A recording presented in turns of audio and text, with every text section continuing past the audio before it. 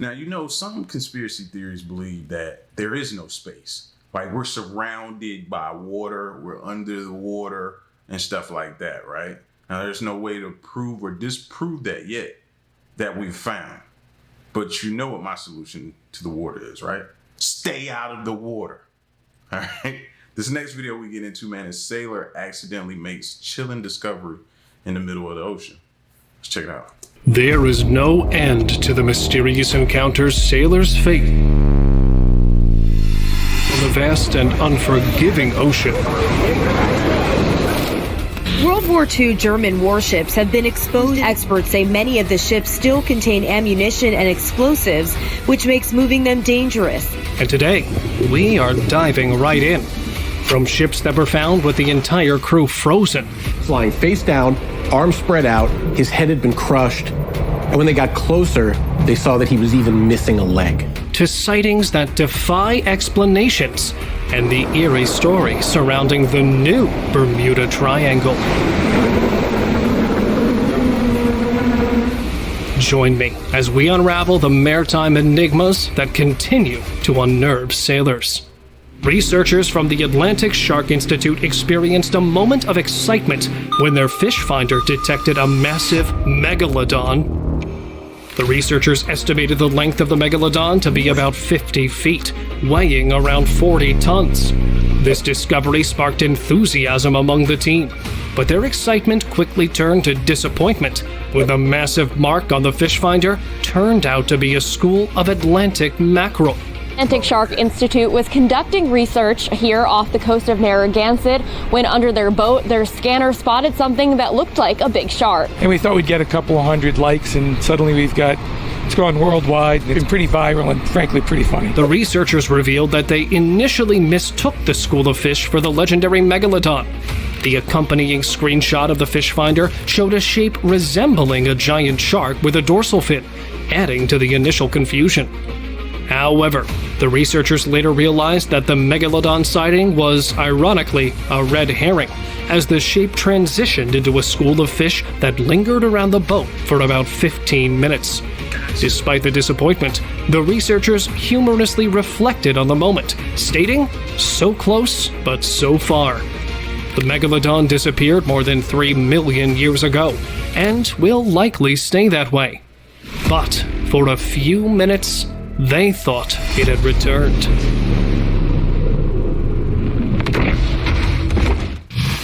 Connemara 4.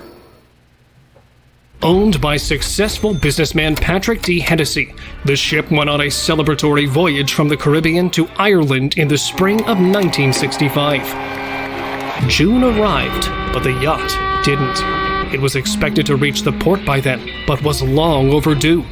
The last communication with the yacht was on June 3rd, just 500 miles west of the Azores. And nothing was ever reported as unusual. Due to no arrival, American and European authorities joined together to find the vessel, but returned empty-handed. The lack of signals or emergency only added to the mystery. A breakthrough occurred when a Norwegian tanker found a sailing yacht drifting in the Atlantic.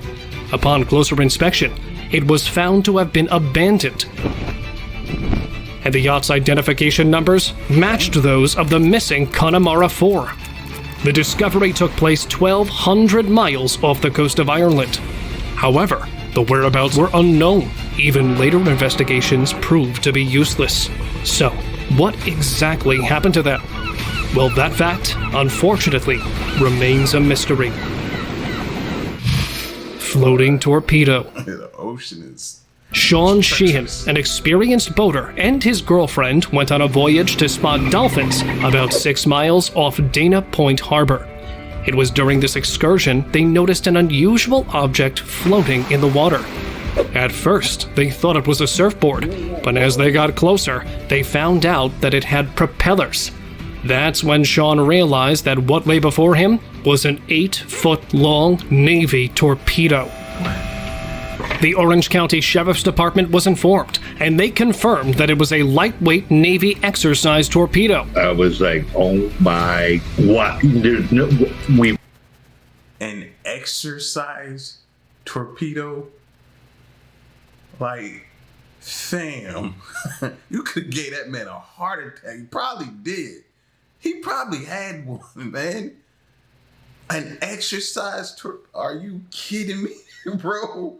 Like, they knew what they were doing. Somebody thought that would be funny to leave that out there and scare somebody half to death. That's what they did. Ain't no way. He found a torpedo.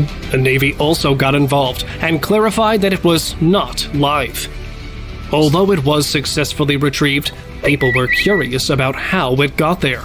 No, somebody needs to lose their job. The Navy, maintaining a degree of secrecy, refrained from disclosing details, but did explain that such torpedoes are commonly used in training scenarios. While the majority are recovered, occasionally some may be missed during that process. Carpet of fish. The world's second largest trawler, the FV Margiri, became the center of controversy after accidentally releasing over 100,000 fish into the Atlantic off the French coast. According to the owners, the spill resulted from a tear in the super trawler's net. Environmental campaign group Sea Shepherd France captured footage of the vast carpet of fish in the Bay of Biscay.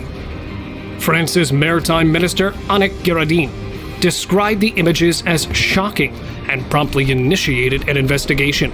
While the owners were saying it was accidental, others objected by highlighting that such huge discharges cannot be missed.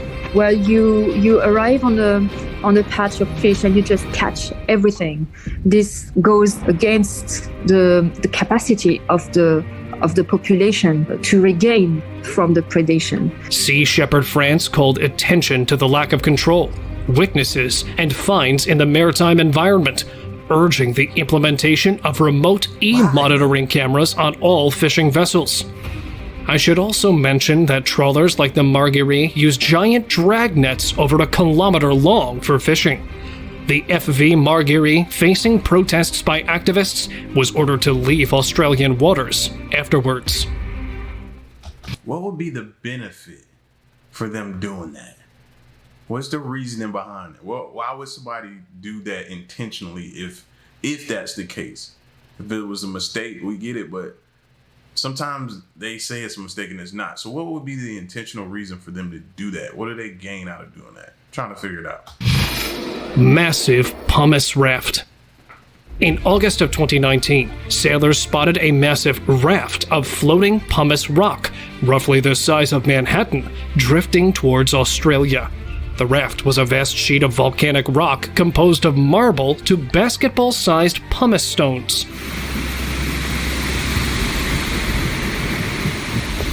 This floating matter, which floats much like an iceberg, was filled with holes and cavities, with about 90% underwater and 10% above. It was expected to drift with the current down to the Australian coast over the next 7 to 10 months. Scientists anticipated that if the pumice reached the Great Barrier Reef, it could aid in the recovery of marine life, particularly corals.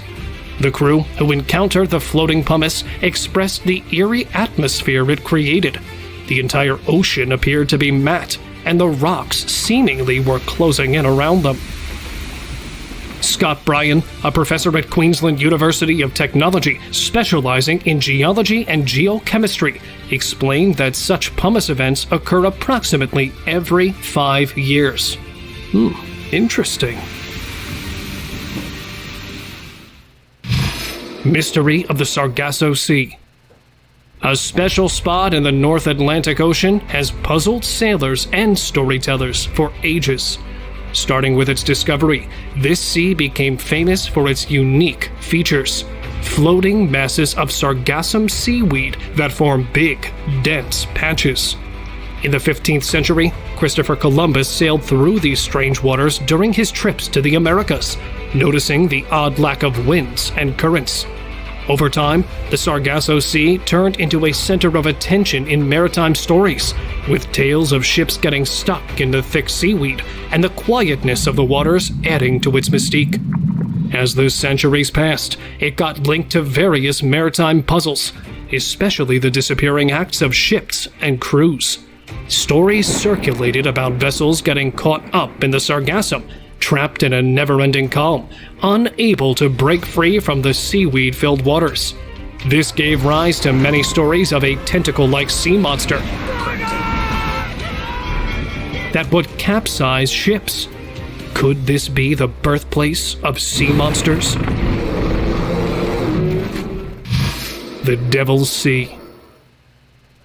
Similar to the notorious Bermuda Triangle, the Devil's Sea, also known as the Dragon's Triangle, is known for its mysterious nature. Stories from an area of ocean renowned for the disappearance of many ships suggest a dramatic new interpretation. Fire-breathing sea dragons are the stuff of ancient legend. Located... Why haven't we yet? And this is what makes me suspicious about, and I've heard people say, nah, it's government related. Something the government is doing when those ships get over there, they have access to doing something like that that's causing them to go missing, right? Why haven't we sent a ship there with a live feed, cameras all on it, sent it inside the Bermuda Triangle, inside the Devil's Triangle, and areas like that where we keep losing ships and airplanes and stuff like that? Why haven't we done that? Send it in there, remotely operate it from a far range, and just see what happens. Why hasn't that happened yet? Curious. Near the Japanese coast in the Pacific Ocean, this area is one of the 12 vile vortices on Earth, where the planet's electromagnetic waves have a stronger pull. The Dragon's Triangle forms a triangular zone between Japan and the Bonin Islands, covering a significant portion of the Philippine Sea. But the exact location of the Devil's Sea is unknown. Legends surrounding the Devil's Sea date back centuries, with stories of unexplained disappearances of ships and crews. One well-known tale involves Kublai Khan's failed attempts to invade Japan in 1274 and 1281 AD. It is said that Khan lost vessels and 40,000 crew members in that area. Later, archaeologists found remnants of Mongol fleets in the region, which made the story credible. In the 1940s and 1950s, numerous fishing vessels disappeared, particularly between Miyake Island and Iwo Jima. Still unexplained, this spot is one of those places that is beyond human comprehension. Carol A. Deering. In 1921, a 5-masted schooner was en route from Barbados to Hampton Roads, Virginia, carrying a load of coal with an entire crew. It wasn't until late January of the same year that communication with the ship got cut off, and what was once a blip on the radar disappeared like it was never there. The U.S. Coast Guard was called into action, and they began their search. Tracing its last known location, they were able to find it. It was discovered aground on Diamond Shoals near Cape Hatteras, North Carolina. Worried about the crew, they quickly went aboard, but much to their surprise, it was empty. Questions were raised. Did the crew abandon ship? Or did they go to a nearby town after it ran aground? The fact that lifeboats were missing supported their initial analyses. The cargo and provisions remained untouched, which ruled out piracy. They decided to look at the ship's logbook and found a series of creepy entries by Captain Willis B. Wormel. He mentioned being followed by strange ships, and the last entry was made on January 29th, just 2 days before the ship's discovery. With nothing conclusive, the investigation ended in 1922. Was it piracy or something else entirely? USS Cyclops. A U.S. Navy cargo ship, the USS Cyclops, set sail from Barbados to Baltimore. It was routine stuff, carrying a load of manganese ore and more than 300 crew members, all under the command of Lieutenant Commander George W. Worley. The journey seemed uneventful until March, when the USS Cyclops failed to arrive at its designated destination. Now, that's when the worry bells started ringing. The ship's last message was on March 4th, 1918, just a routine update about where it was. But after that, utter silence. No one could get in touch with it, and it was like the ship just disappeared into thin air. They tried to find it, of course, but the Atlantic Ocean is huge, and without any signals, it's like looking for a needle in a haystack. The Navy, after searching every crevice, officially declared the USS Cyclops lost and thus the connection of the USS Cyclops with the Bermuda Triangle commenced. To this day, people try to find it, but no one has ever recovered a single piece of the ship. Its disappearance has kept people wondering and talking, making it another unsolved sea conundrum linked to the Bermuda Triangle. Castaway rescued. And his dog have been rescued after spending, get this, months at sea. Australian sailor Timothy Lindsay Shattuck embarked on an extraordinary journey alongside his loyal companion, Bella, a stray dog he picked up while exploring Mexico. They set sail in early May of 2023, aiming for French Polynesia from the Sea of Cortez, covering a distance of 3,728 miles. The sea was relatively quiet. Perhaps too quiet. As the old saying goes, the calm before the storm. They ended up encountering harsh weather conditions. Unfortunately for them, they were inside a small catamaran called Aloha Toa, which wasn't made for such conditions, and it left them stranded in an unpredictable ocean. They drifted and drifted for 3 months until a Mexican tuna trawler led by Captain Oscar Meza Oregon spotted their vessel more than 1,200 miles away from Mexico. Lucky. They better thank their higher power or whoever it is they pray to that. Man. Because just hearing stories like this reminds me that we have no business being that deep into the water, bro. That deep in the ocean. We have no business out there. The waves, the sea creatures, all of those are reminders of why we have no business being out there. Mexico. Shattuck and Bella had been surviving on tuna and whatever else they could find for several months. Wow. Once they were brought back, Shattuck not only praised Bella for staying by his side, but also showed gratitude to Captain Oscar.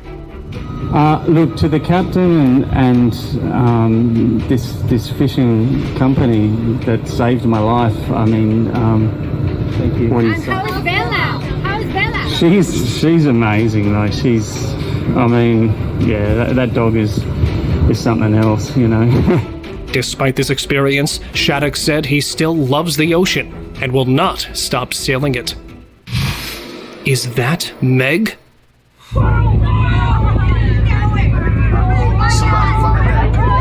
Off the coast of Massachusetts, a colossal shark made its presence known. The viral video was recorded by a marine biodiversity student, and it spread across social media like wildfire. Some online users jokingly questioned if it was a megalodon, the prehistoric giant believed to be the largest shark to ever roam the seas. However, the truth behind the colossal shark swimming alongside the ship is not a megalodon, but a basking shark, the second largest shark species on the planet. With potential lengths of up to 26 feet, the basking shark looks scary, but its nature is the exact opposite. Although it wasn't a megalodon, it did put into perspective just how unbelievably large it would actually be. Ghost yacht. In 2007, the Kaz 2, a catamaran, set off from Arley Beach, Australia, on a seemingly ordinary voyage. The crew consisted of skipper Derek Batten and brothers Peter and James Tunstead. All seemed to be going well for them, and no one had any reason to think otherwise until the 20th of April, just 5 days after they had set sail, when a helicopter spotted the Kaz 2 near the Great Barrier Reef and noticed no movement on board. Authorities decided to go on board and found signs of life, a set table, the engine humming, but no Derek, Peter, or James. A laptop on deck added to the mystery, like they vanished mid-email. Very strange, they thought, so they searched nearby for the missing crew, thinking they might have gone overboard. There were even theories of possible foul play, but even after searching every wave, every reef, nothing ever seemed to surface. With nothing to go on with, the investigation was abandoned, and Kaz 2 was deserted once again. The reappearing ghost ship. In 1761, Octavius started its journey from London to China, carrying precious woolen goods with a crew of 28 men, led by Captain S.A. Warren. The weather was favorable and the ocean was calm, so the captain decided to venture through the Northwest Passage, a voyage that at the time had not been accomplished. This decision would end up being a grave mistake. Days passed by, but the ship never reached the Chinese shores. And after some time, with no knowledge of its whereabouts, Octavius was declared lost. On October 11th, 1775, a whaling ship called Herald was working the frigid waters off Greenland when it spotted a ship. Upon nearing it, the crew saw that the ship was weather-beaten. The sails were tattered, torn, and hanging limply on the masts. The captain of the Herald ordered a boarding party to search the vessel, which they thought was the Octavius. After finding the deck to be deserted, they went inside, where a terrifying sight met their eyes. They found the entire 28-man crew frozen in their quarters. In the captain's cabin, they found him seated at his desk, pen in hand, with the ship's logbook open in front of him. Some speculated that the crew succumbed to the cold and perished, while others believed something supernatural happened to the entire crew. But you forget about that as well, the elements that are out there. You know what I mean? Not just the waves and the sea creatures. If that don't get you, the temperature, the cold. You know what I'm saying? It's just so many different variables, bro. Being cold it's got to be one of the worst ways to go anyway. What really happened remained a mystery. Unsinkable ghost ship. The SS Bechimo, a cargo steamer that began its maritime journey back in 1914, was built for trading purposes like transporting furs and other goods. Besides routine trips, there was nothing about it that stood out. That was until 1931. The ship was sailing for another routine cruise through the Arctic when it got stuck on a pack of ice. Facing the harsh conditions, the crew decided it was best to leave the ship and return after the weather died down a bit. But when they came back, the ship was nowhere in sight. Dazed and confused, the crew looked under every block of ice, but found nothing. Obviously distraught by the loss of their ship, thinking the Arctic had swallowed it, they stopped searching. On one hand, a journey ended, but on the other, another began. A few days later, an Inuit spotted the ship and informed the crew. The men hurried back and found that it was 45 miles south of where they lost it. After retrieving the goods, they were sure that now it would sink because of its condition. They couldn't be more wrong. It was seen again in 1969, almost 4 decades later, and that was the last confirmed sighting of the ship. But to this day, there are those that claim to have seen the ghost ship of the Arctic. Bermuda mystery solved. On November 29, 1925, the SS Cotopaxi, carrying a load of coal, departed Charleston, South Carolina, destined for Havana, Cuba. Nothing was unusual until a month later on December 1st, 1925. The captain reported facing rough weather and radio disturbances. Now, this may seem like nothing to be worried about, but what if I told you they were near the Bermuda Triangle?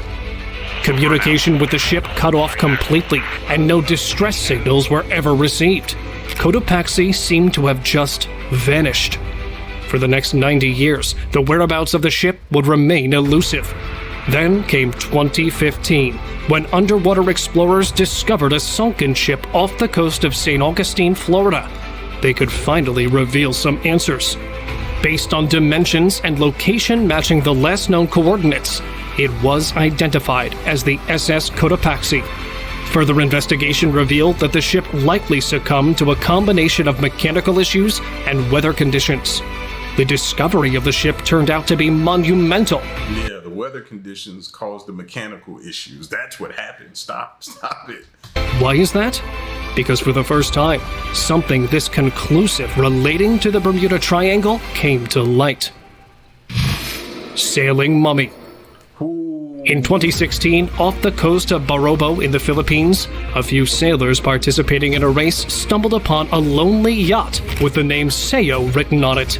They decided to investigate, and to their surprise, a mummified sailor was inside the flooded cabin. They immediately called the police and informed them of what they had discovered.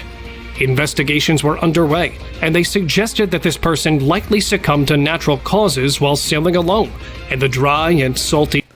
Sailing in by yourself, you mess around and have a heart attack or some type of medical condition happen to you, or, you know, and there's nobody inside. Why would you sail that deep in the ocean by yourself and chance that, man? Come on, man. Y'all, we got to be smarter. The sea air contributed to the preservation of his body. But who was this sailor, and why was he alone? The mummy was identified to be Manfred Fritz Bajorat, a German sailor who had been sailing for 20 years. He decided to sail alone after he was divorced in 2008 and wanted some peace of mind. According to eyewitnesses, he was last seen back in 2009, and it's possible that during one of his solo trips, he passed away. Although not much was revealed to the public, it got them wondering, why would an experienced sailor not contact anyone? That's what I'm thinking too now. He just got a divorce. Could there be some type of foul play? I mean, can you really do an autopsy and get any information because he's been out there so long?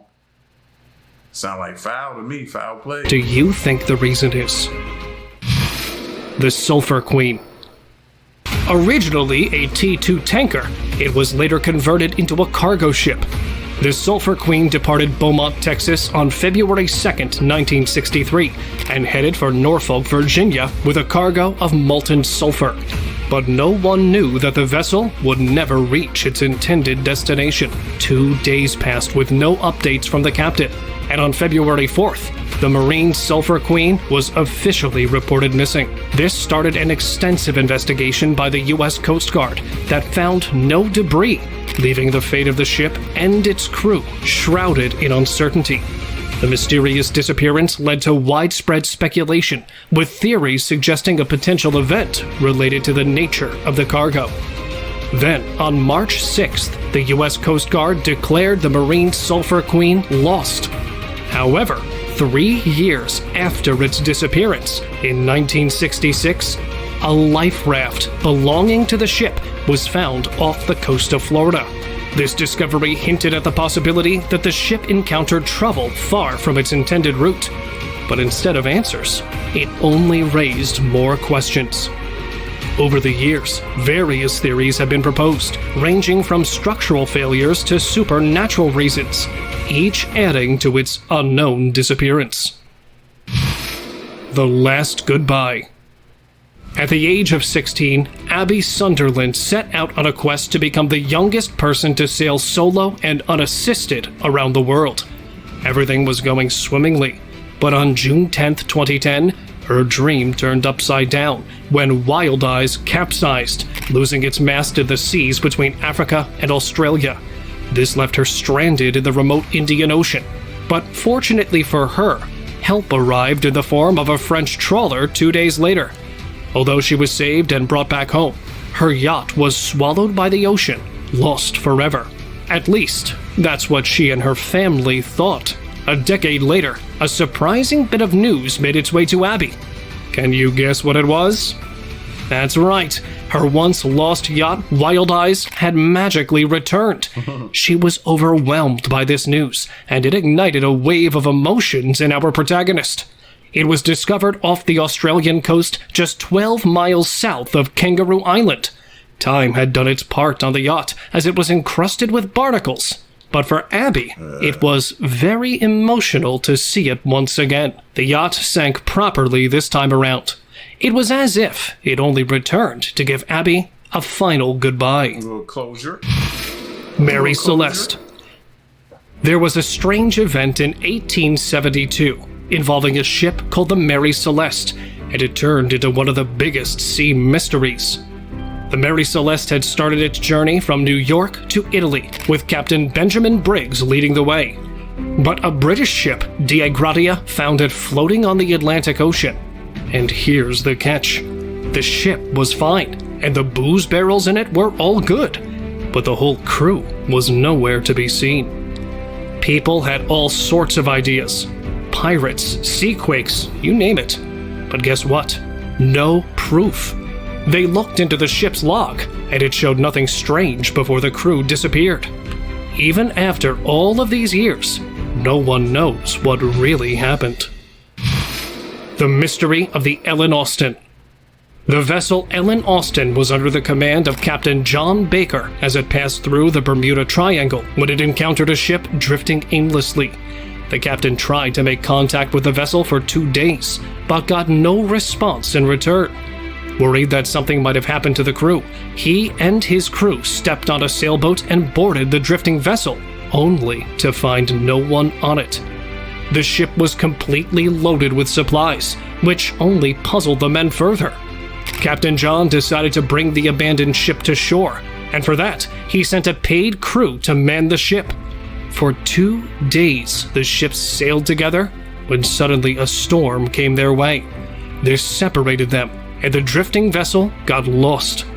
After this incident, the captain tried to find that ship for days and days when he finally saw it in the distance. He sent a paid crew again, but mysteriously, they suffered the same fate as the crew before.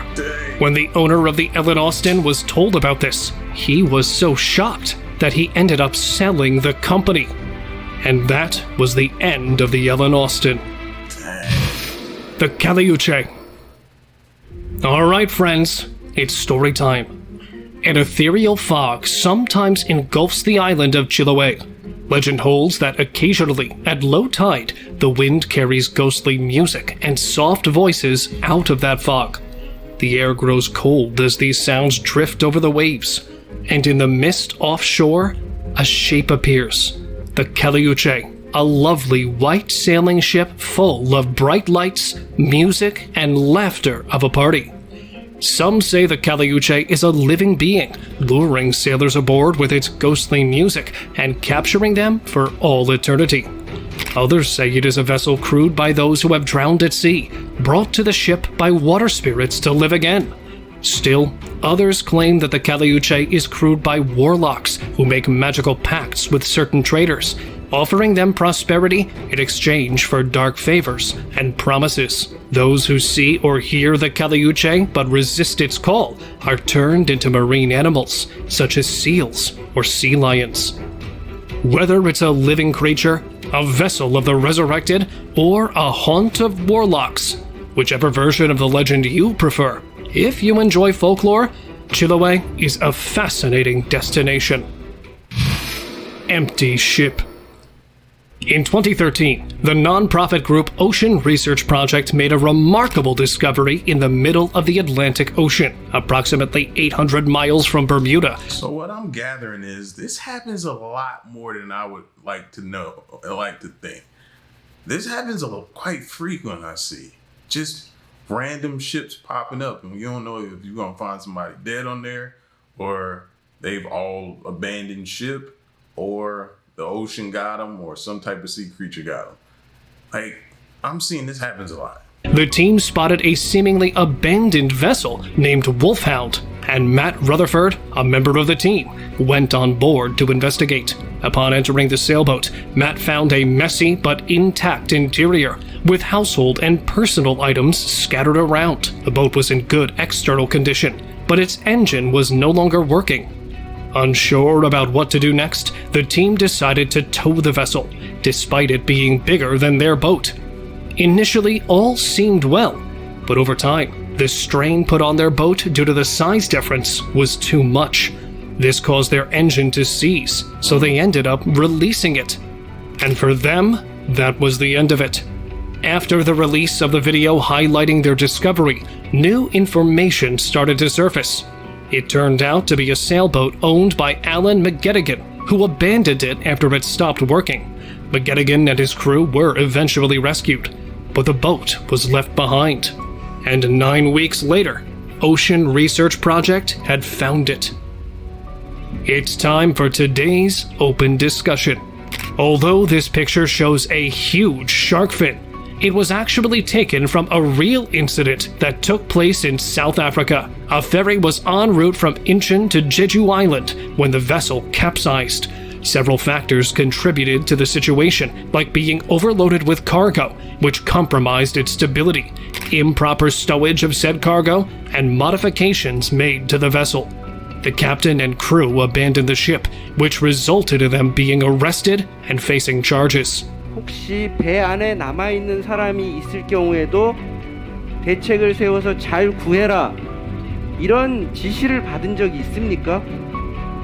기억이 없습니다. But the person who made this photo also described that she was inspired by Megalodon, the giant shark that, thank God, is now extinct. Because could you imagine what that would be like? The colossal prehistoric shark would undoubtedly capture the imagination of scientists, enthusiasts, and the general public alike. From the Atlantic to the Pacific and Indian Oceans, its massive range would impact marine ecosystems. As apex predators, megalodons would significantly influence the marine food chain. The presence of such a colossal predator would likely alter human activities in coastal areas.